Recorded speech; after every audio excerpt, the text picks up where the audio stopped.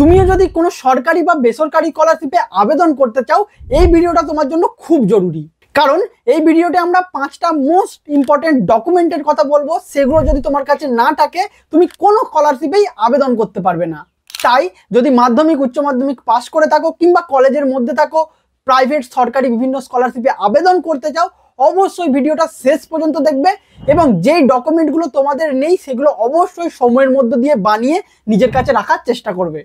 শুধু একটা একটা করে ডকুমেন্টের নাম বলবো না, সেগুলো তোমরা কিভাবে বানাতে পারো বা তোমাদের কাছে যদি ইতিমধ্যেই থাকে কি কি চেকলিস্ট কি কি চেক করে নিতে হবে যে ঠিকঠাক রয়েছে কিনা, সেগুলোর ইনফরমেশন তোমরা পেতে চলেছো।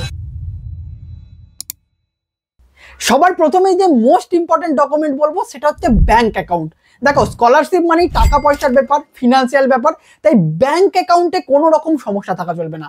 ব্যাংক অ্যাকাউন্ট হতে হবে তোমার নিজের নামে, তুমি যে স্টুডেন্ট ছেলে বা মেয়ে তোমার নিজের নামে আধার কার্ড বা একাডেমিক যে নাম রয়েছে সেই নামটাতেই ব্যাংক অ্যাকাউন্ট খুলতে হবে। যদি ব্যাংক অ্যাকাউন্টের নামের স্পেলিংয়ে কোনো মিস্টেক থাকে তাহলে কিন্তু অনেক সময় স্কলারশিপের সমস্যা হবে। তাই যাদের ব্যাংক অ্যাকাউন্ট আছে তারা অবশ্যই এইটা চেক করে নেবে যে সেখানে নাম, আধার কার্ডের নাম এবং একাডেমিক নাম মানে মাধ্যমিক অ্যাডমিটের যে নাম সেটা যেন সেম টু সেম থাকে।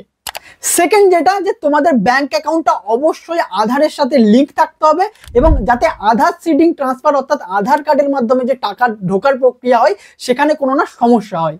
তার পাশাপাশি মোবাইল নম্বর লিঙ্ক, এটা তোমার নাম্বারে যে লিঙ্ক থাকতে হবে তার কোনো মানে নেই, কিন্তু অ্যাটলিস্ট একটা যেন মোবাইল নম্বর তোমার ব্যাংকের সাথে লিঙ্ক থাকে, যাতে কোনো রকম ট্রানজাকশন হলে বা সমস্যা হলে তুমি সেখানে মেসেজ পেতে পারো। ব্যাংক অ্যাকাউন্ট সম্পর্কিত আরো একটা গুরুত্বপূর্ণ ব্যাপার হলো, যদি তোমার 18 বছর হয়ে থাকে তাহলে কিন্তু তোমার অ্যাকাউন্টটা অবশ্যই কেওয়াইসি আপডেট থাকতে হবে, মানে প্যান কার্ড দিয়ে মেজর সেভিংস অ্যাকাউন্ট করে নিতে হবে। 18 বছরের আগে আমাদের যে অ্যাকাউন্টগুলো সেগুলো মাইনর স্টুডেন্ট অ্যাকাউন্ট থাকে ম্যাক্সিমাম ক্ষেত্রে, কিন্তু 18 বছর হয়ে গেলে ধরো উচ্চ মাধ্যমিকের পর কলেজে আবেদন করবে, যদি আগে থেকে স্কুলে ব্যাংক অ্যাকাউন্ট থেকে থাকে তাহলে অবশ্যই সেই অ্যাকাউন্টটা কিন্তু কেওয়াইসি আপডেট করে ম্যাচিওর অ্যাকাউন্ট বা মেজর অ্যাকাউন্ট কিন্তু করে নিতে হবে। স্বামী বিবেকানন্দ স্কলারশিপ বলো বা অন্যান্য যে কোনো স্কলারশিপ বলো, ওখানে পরিষ্কারভাবে উল্লেখ করে must be a major savings account. আর 18 বছরের নিচে থাকলে 50,000 টাকা পর্যন্ত তোমাদের লিমিটেশন থাকে, তাই সেক্ষেত্রে কোনো সমস্যা হবে না, কারণ ওখানে 12,000 20,000 টাকা ম্যাক্সিমাম ঢোকে। আর 18 বছরের নিচে থাকলে চিন্তার কিছু নেই, 18 বছর যখন হয়ে যাবে তখন এই কাজটা তোমরা করে নিও। দ্বিতীয় যে ডকুমেন্টটা সেটা হলো ফ্যামিলির অ্যানুয়াল ইনকাম সার্টিফিকেট। এখানে অনেকগুলো কন্ডিশন রয়েছে, আমি একটা একটা করে বলে দিচ্ছি। সবার প্রথমেই ইনকাম সার্টিফিকেটের অনেক রকম প্রোফর্মা বা ফরম্যাট আছে। কিছু কিছু স্কলারশিপের ক্ষেত্রে তারা প্রপার ফরম্যাট দিয়ে দেয় যে এই ফরম্যাটেই বানাতে হবে, আদারওয়াইজ ম্যাক্সিমাম ক্ষেত্রে আমাদের ই ডিস্ট্রিক্ট পোর্টালের যে সার্টিফিকেট রয়েছে, যেটা অনলাইন আমরা ইনকাম সার্টিফিকেট বলি, সেটা কিন্তু সব জায়গায় গ্রহণযোগ্য। একবার ইনকাম সার্টিফিকেট বানিয়ে নিলে সেটা 6 মাস পর্যন্ত ভ্যালিডিটি থাকে, তুমি 6 মাস পর্যন্ত যে কোনো জায়গায় ওটা ব্যবহার করতে পারবে। যারা পঞ্চায়েত বা রুরাল এরিয়ায় থাকো তারা বিডিও অফিসে বা অনলাইন ই ডিস্ট্রিক্ট পোর্টালে গিয়ে বিডিও ইনকাম সার্টিফিকেট বানিয়ে নিতে পারো। যারা মিউনিসিপ্যালিটি এলাকায় থাকো, পৌরসভা এলাকায়, তারা মিউনিসিপ্যাল কর্পোরেশন অফিসে গিয়ে এক্সিকিউটিভ যিনি অফিসার রয়েছেন মিউনিসিপ্যালিটি এক্সিকিউটিভ, তার কাছ থেকে কিন্তু তোমাদেরকে অ্যানুয়াল ইনকাম সার্টিফিকেট কালেক্ট করতে হবে। যাদের বাবারা চাকরি করেন বা স্যালারিড পার্সন, কোনো প্রাইভেট বা ছোট কর্পোরেটে চাকরি করছেন, তাদের ক্ষেত্রে স্যালারিড স্লিপ বা ইনকাম ট্যাক্স রিটার্ন সেটাও কিন্তু গ্রহণযোগ্য হবে। তবে যদি কেউ সরকারি চাকরি করেন তোমার ফ্যামিলিতে বাবা বা মা, তাহলে কিন্তু তুমি কোনো সরকারি স্কলারশিপের জন্য এলিজেবল না, কারণ সেখানে ম্যাক্সিমাম ইনকামের কাট অফ যেটা সেটা হচ্ছে 2 লাখ টাকার মধ্যে হতে হয়। আর ম্যাক্সিমাম সরকারি চাকরি বলো সেখানে কিন্তু এই 2 লাখ টাকার, যদি পার্মানেন্ট পোস্ট হয়ে থাকে এই 2 লাখ টাকার ওপরেই কিন্তু ইনকাম হয়ে থাকে।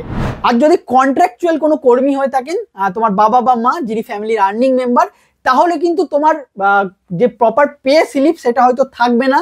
সেক্ষেত্রে তোমার একইভাবে তুমি রুরাল এরিয়ায় থাকলে বিডিও আর পৌরসভাতে থাকলে মিউনিসিপ্যাল যে আমাদের অফিস রয়েছে কর্পোরেশন অফিস থেকে এক্সিকিউটিভের থেকে ইনকাম সার্টিফিকেট তোমাকে বের করতে হবে। কিভাবে মিউনিসিপ্যালিটি ইনকাম সার্টিফিকেট তোমরা বের করতে পারবে সেটার উপর বিস্তারিত একটা ভিডিও আমি বানিয়েছি, তোমরা ডেসক্রিপশনে লিঙ্ক পেয়ে যাবে, অবশ্যই দেখে নিয়ে, সেখানে তোমাদের সম্পূর্ণ গাইড দেওয়া রয়েছে। তার পাশাপাশি অনলাইনে যে ভিডিও ইনকাম সার্টিফিকেট সেইটারও আমার ভিডিও বানানো রয়েছে চ্যানেলে, তোমরা দেখে নিও। এই বছরের আপডেটেড ভিডিও এর পরে তোমরা পেয়ে যাবে। ইনকাম সার্টিফিকেট নিয়ে আরো একটা সকলের প্রশ্ন থাকে যে দাদা আমি তো ইনকাম করি না, তাহলে আমার কি করে ইনকাম সার্টিফিকেট? ইনকাম সার্টিফিকেটে কোথাও তোমার ইনকাম চাই না, চাই ফ্যামিলির ইনকাম। তাই তোমার নামে ইনকাম সার্টিফিকেটটা হবে, কিন্তু লেখা থাকবে তোমার family income from all sources, ওখানে ওইটা লেখা থাকবে যে সামথিং 60,000 বা 80,000, ওইটা যে তোমার নামে ইনকাম সার্টিফিকেট জেনারেট হবে, বাট তোমার ফ্যামিলির অ্যানুয়াল ইনকাম লেখা থাকবে।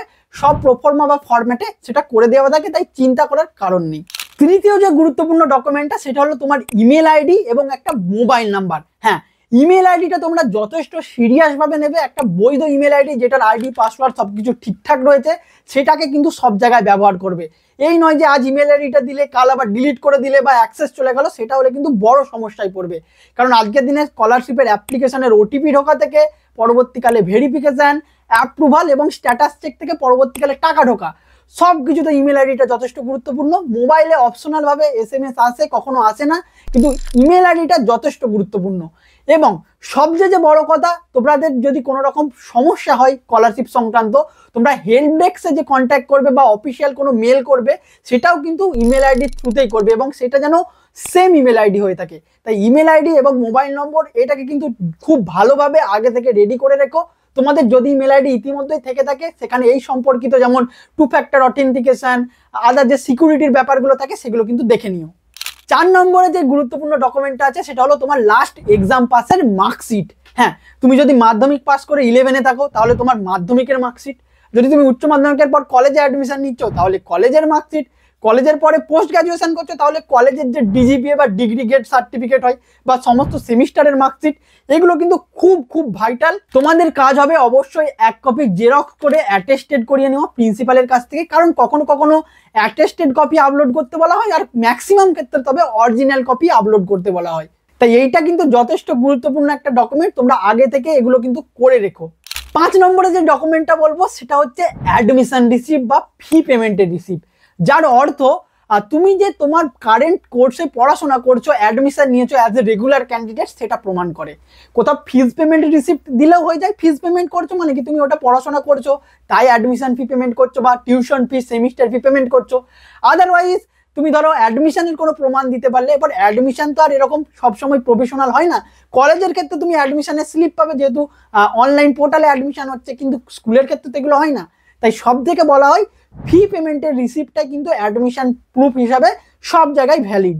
তাই স্কুল থেকে যে রসিদ বা অ্যাডমিশনের জন্য যে রিসিপ্ট কপিগুলো পাও সেগুলো কিন্তু খুব যত্ন সহকারে রেখে দেবে।